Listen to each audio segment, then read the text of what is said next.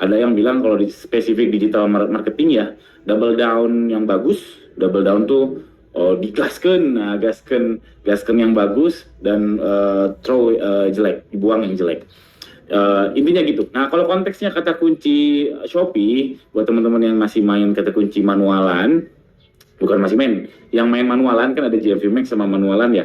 Kalau yang bagusnya di GFV Max ya syukur, yang bagusnya di kata kunci ya syukur juga ya. Ya sama-sama aja sebetulnya, terserah, tergantung rezekinya tokonya masing-masing. Nah, buat yang main kata kunci manualan, contohnya nih ya, yang pakai kaidah tadi. Misalkan teman-teman punya keyword A, B, C, D, E, A, 5 kata kunci.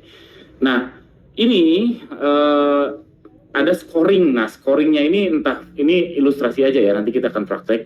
Scoringnya tuh kayak gini kurang lebih. Jadi ada bar kayak gitu. Kalau nilainya di kanan ini berarti bagus banget, dan kalau di kiri ini jelek banget. Nah, yang A ini ya lanjutkan. Kalau perlu bitnya tambah karena dia bagus banget kalau perlu. Nah, tapi kalau ada yang E yang ternyata di bar scoringnya itu dia paling kiri, dia jelek banget, ya ini hapus dong kata kuncinya, buat apa dilanjutin lagi. Nah, yang bingung itu yang di tengah-tengah ini, ada yang agak bagus, ada yang kadang-kadang ini bagus gak ya, ada yang bingung. Itu satu bingung. Terus kalau kita lihat skop lebih besar lagi, scoringnya gimana. Nah, scoring mana yang bagus, mana yang jelek itu klasifikasinya gimana. Nah, video ini yang akan saya jelaskan. Nah, kalau ini saya pakai angka saya ya, teman-teman nanti adaptasikan aja pakai angkanya teman-teman sendiri, terserah analisisnya dari mana. Kalau saya protokolnya kayak gini, pertama tuh saya akan buang dulu yang jelek. Protokol nomor 1, yaitu buang dulu yang jelek nih. Yaitu kalau misalkan impression iklannya berapapun, kliknya ini angka saya 30. Kalau kliknya udah di atas 30, impressionnya berapapun, CTR-nya berapapun, dan ROAS-nya 0, dan ROAS-nya 0, ini saya wajib kill.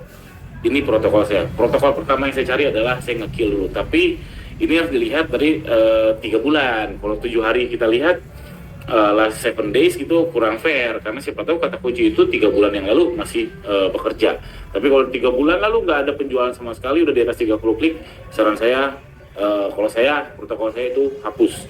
Dan kaidah saya, kalau saya menghapus satu kata kunci, saya harus nambah kata kunci lainnya. Jadi hapus 1 tambah 1, itu kaidah saya. Itu protokol pertama. Lanjut protokol kedua, impressionnya berapapun, kliknya berapapun, CTR-nya berapapun, meskipun CTR-nya kecil kek, walaupun kliknya cuma 1 kek, walaupun impressionnya baru 10 kek, tapi kalau target ROAS-nya, hasil ROAS-nya di atas target plus 1, misalkan target ROAS-nya 8, ternyata dia hasilnya si kata kunci tersebut ROAS-nya adalah 9,1. Nah, jadi di atas target plus 1, di atas 9, targetnya 8, target plus 1 sama 9, ternyata ini hasil kata kunci ini 9,1. Ini akan saya tambah bit. Nah, yang saya lihat kalau mau nambah bit itu last 7 days alias 7 hari karena dia lebih dinamis, karena lebih kekinian datanya. Oh, ternyata keyword ini lagi winning, gaskeun kalau lagi winning, tambah bit. Itu ya protokol 2. Protokol ketiga saya akan lihat yang di atas klik, ya yang di atas 30 klik, terus CTR-nya berapapun, impression-nya berapapun, dan ternyata hasil ROAS-nya, jadi key metric saya itu ROAS. ROAS-nya kok misalkan ROAS-nya di bawah, di antara 0,5 target sampai target minus 1. Mungkin bingung ya. Contohnya gini ya, ini protokol ketiga ya. Misalkan target saya 8. Kalau ternyata ada ROAS yang antara 4 sampai 7, karena 8 minus 1 ya, 8 minus 1 sebenarnya 7. 4 ini 0,5 target, 7 ini adalah target minus 1. Kalau ada ROAS yang antara 4 sampai 7, ini masih ada peluang dia mencapai target 8. Makanya saran saya untuk yang kayak gini itu wait and see dulu, tunggu dulu, sabar dulu, karena masih ada peluang, karena range-nya dari setengah target ke target minus 1. Nah, kalau di bawah ini gimana? Nah, lanjut ke protokol keempat.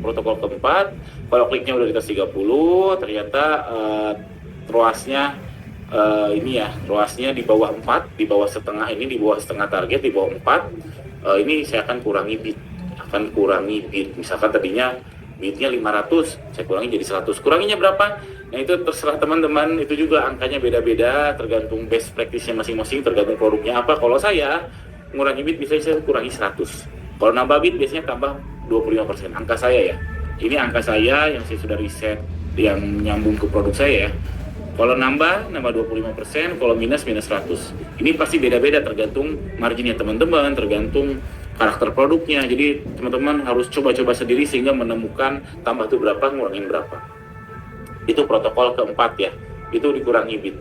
Lalu saya cek lagi protokol kelima. Protokol kelima, kalau impressionnya udah di atas 100, ternyata CTR-nya di bawah setengah rata-rata. Ini akan saya kill, tapi balik lagi ke kaidah, ketika saya nge-kill saya harus lihat rentan yang panjang, jangan rentan yang pendek.